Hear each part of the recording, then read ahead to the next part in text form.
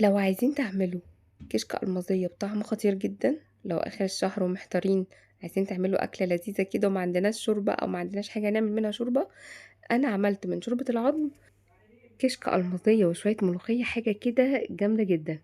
يلا بينا. معايا عظم، كمية عظم حلوة كده، أنا بعمل حلة كويسة وبملى منها أكياس شوربة ممكن أحتاجها في أي حاجة. وقطعت بصل وطماطم وجزر ولورا وحبهان وفلفل اسود. هاجي في حله كبيره، نزلت بالبصل مقطعاه مكعبات، وهنزل بالطماطم والجزر وحبهان ولورا وفلفل اسود، وهنزل معايا بالعظم بتاعي. تمام، دول كانوا حوالي 2 كيلو. تمام، هغطيها وتاخد غلوتين على نار عالية، وبعد كده هنوطي النار وهسيبها تستوي لمدة 6 ساعات. ما تستتقلوش او ما تستكتروش الوقت، لان هي ده الوقت اللي بتنزل فيه العظم، بينزل كل اللي جواه. فعلى نار زي الشمعة وبسيبها 6 ساعات.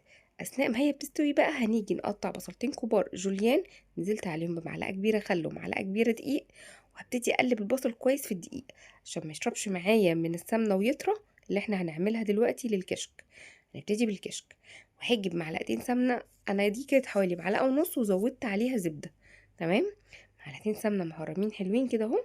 وبعد ما قلبت البصل الجوليان، وحاولوا تقطعوه رفيع عشان برضو ما يبقاش طري، على نار هاديه. وهنزل بالبصل بتاعي وهدي تشويح مستمر، وهبتدي اعلي النار طبعا الاول على نار هاديه عشان كنت نازله بزبده معاها عشان ما تتلسعش معايا.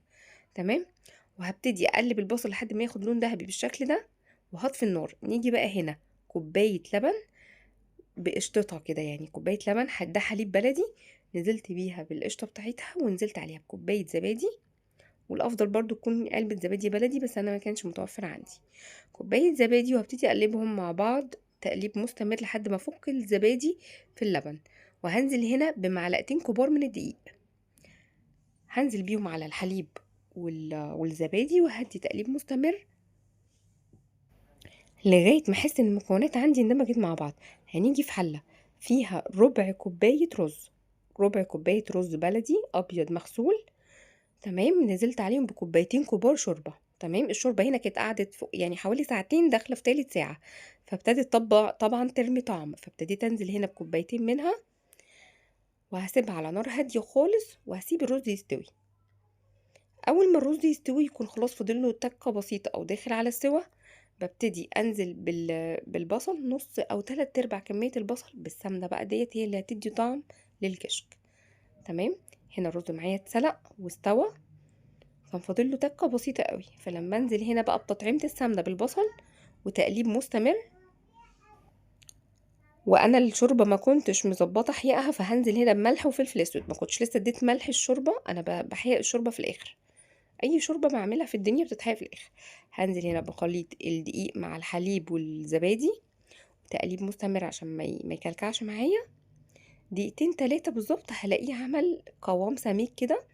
هننزل بملح وفلفل اسود، مش هضيف اي حاجه تاني. عايزه اقول لكم السمنه بتاعه البصل بتدي طعم جميل جدا، برمي نص كميه البصل، وممكن لو انت مش عايزه تحطي بصل جواها تخلي البصل كله على الوش. تمام، حامله السلاطين بتاعتي، والبصل اللي انا احتفظت بيه في الاخر هحطه على وش الكشك، وهتاكلي احلى كشك المظيه في الدنيا. طبعا لو انتوا مش بتحبوا شوربه المواسير اعمليها بشوربه عاديه. تمام، انا هنا ده بقيت كميه البصل، هي ملسوعه شويه وشويه ذهبي علشان كنت حاطه زبده على سمنه، فالزبده طبيعي بتتلسع.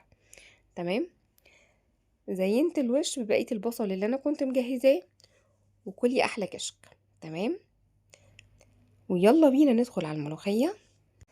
انا بحب اعمل الملوخيه البلدي الخضرا دي، بحب اجيبها اغسلها، اقطعها واغسلها، وهبتدي بالمخرطه اخرطها كويس، وهنزل عليها بقرن فلفل رومي، بيدي طعم جميل جدا ومش بيبان، بيتفرم مع الملوخيه وبيبقى ناعم خالص. تمام، هفرم بيها فيها لحد ما تنعم خالص. وهننزل هنا بحط كبشتين شوربه كبار. وطبعا هنا كنت حققت الشوربه خلاص بالملح بتاعها، وهي واخده الفلفل الاسود وتوابلها كانت تمام جدا. فنزلت بالملوخيه بعد ما ضربتها ونعمتها خالص كده، هبتدي افكها في الشوربه. احتجت شوربه تاني ممكن اضيف، استكفيت بكميه الشوربه دي عشان ما تبقاش خفيفه مني قوي. تمام، وانا ما احتجتش اضيف شوربه تاني. فكيت الملوخيه وعلى نار هاديه، اول ما هتيجي تاخد غلوه هنبتدي نطفي النار، ابتدت تغلي من الجناب اهي، مش هسيبها تغلي عشان ما تسقطش مني. تمام. هنقلها على نار تانية ونبتدي نعمل الطشه. معلقه سمنه كبيره هنزل عليها بنص معلقه كبيره توم مفروم، تشويح مستمر. تمام.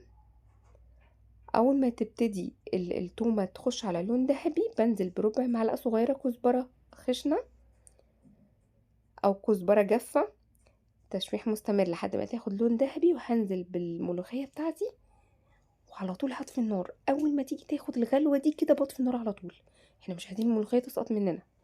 كلي احلى ملوخيه في التاريخ. عايزه اقول لكم كان اخف واحلى اكله من الاكلات الخفيفه الجميله اللي بعملها لو في اخر الشهر خلاص بنبتدي بقى نشتغل على الحاجات اللذيذه دي. وبأحلى شوربة مفيدة جدا، شوربة مرق العظم ديت مفيدة جدا. هي بتتعمل وتتشرب لوحدها أصلا لأنها مفيدة جدا. يلا جربوا الكشك والملوخية بطريقتي وقولي لي رأيكم.